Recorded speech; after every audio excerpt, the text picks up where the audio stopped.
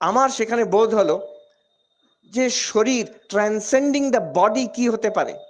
This is called transcending the body, that in the midst of all your troubles, শরীরের যত কষ্ট হোক, I am not bothered at all by that. আমি আনন্দে উৎফুল্ল হয়ে, he used to be in a better mood than all of us, আমরা younger people. So this transformation of the mind, ভগবান বুদ্ধ বলছেন আমি যেটা শেখাবো অধ্যাত্মবিদ্যা, তাতে ওই দ্বিতীয় যে তীরটা, দ্য সেকেন্ড অ্যারো, তার কষ্টটা চলে যাবে। ম্যাক্সিমাম কষ্ট কিন্তু সেই আমাদের রিয়াকশন থেকে হয়, আমরা যে আহ করি ওইখান থেকে আমাদের কষ্ট হয়। যেটা ঠাকুরও বলেছেন, মাও বলেছেন, ওয়ান পাওয়ারফুল স্পিরিচুয়াল প্র্যাকটিস, সেই যে সহ্য করো সহ্য করো সহ্য করো। আচ্ছা, সেখান থেকে আমি আজকের কথা আরম্ভ করছি। ঠাকুর এমন কিছু কিছু সূত্র দিয়ে গেছেন যেটাতে this direct answer to our question, আমাদের সাংসারিক সমস্যা তার কি সমাধান হতে পারে।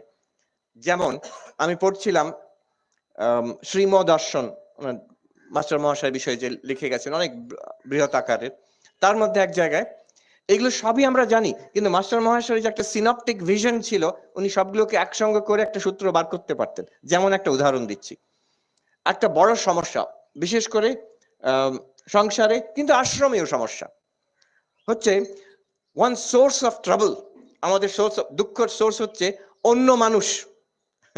অন্য মানুষ, বাড়ির মানুষ কিংবা পাড়ার মানুষ কিংবা অফিসের কি যেখানে কার্যক্ষেত্র সেখানকার মানুষ, অন্য আদার পিপল আর source of sorrow for us. এটাকে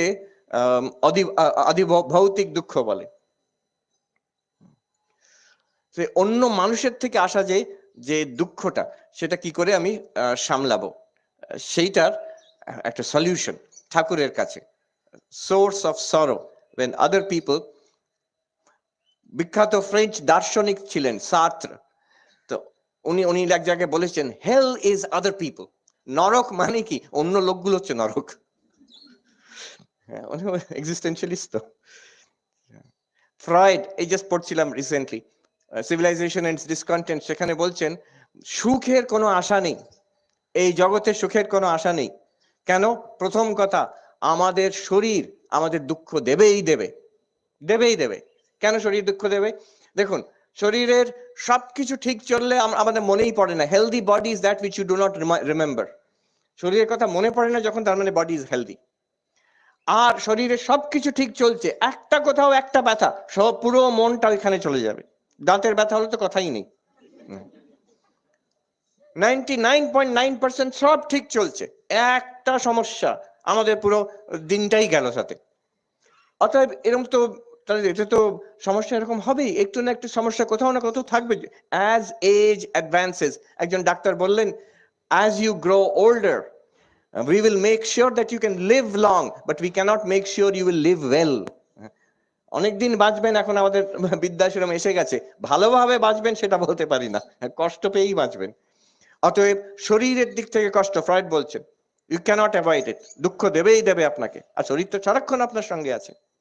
দ্বিতীয়, উনি বলছেন যে অন্য মানুষের থেকে কষ্ট, সেটা জীবনে আসবেই আসবে, তারা চাক আর না চাক, আপনার মনের উপরে কখনো কখনো এমন আঘাত হয়ে যাবে যে কষ্ট পাবেন আপনি। তৃতীয়, উনি বলছেন এনভায়রনমেন্ট থেকে, এই দুর্যোগ থেকে, প্রাকৃতিক, সেটা লিভিং বিং হতে পারে, যেমন কোভিড থেকে হলো, কিংবা খুব গরম খুব ঠান্ডা, এইসব কত রকম। আমি পড়ে আমি অবাক হলাম এই জন্য, আমাদের প্রাচীন যে অ্যানালিসিস, দুঃখ তিন রকমের, ত্রিতাপ, তিন রকম দুঃখ। আধ্যাত্মিক মানে শরীর থেকে দুঃখ, আদি ভৌতিক মানে অন্য মানুষের থেকে, অন্যদের কাছ থেকে দুঃখ, এবং আদি দৈবিক মানে যেটা প্রাকৃতিক দুঃখ যেগুলো আসে। বললাম আচ্ছা, এই আমাদের কথা ফ্রয়েড এই ভাষায় বলছে নাকি? একদম অলমোস্ট লিটারালি বলে যাচ্ছেন। উনি অবশ্য অ্যাকনলেজ করেননি কথা, উনি কোত্থেকে আইডিয়াটা পেলেন, but it's also logical, analysis করলে পাওয়া যায়। তো এই দুঃখ, অন্য মানুষের থেকে দুঃখ কি করে সামলাবো, ঠাকুরের সূত্র দেখুন, তিনটে লেভেলের, এটা মাস্টার মহাশয়ের অ্যানালিসিস, তিনটে লেভেলের। প্রাথমিক লেভেল, যখন অন্য মানুষের কাছ থেকে কষ্ট পায়, তারা দুর্ব্যবহার করছে, তারা ঝামেলা করছে, অশান্তি করছে, এরকম সংসারে অনেক হয়ে থাকে, এমনকি আশ্রমেও কখনো কখনো এরকম কষ্ট হয়।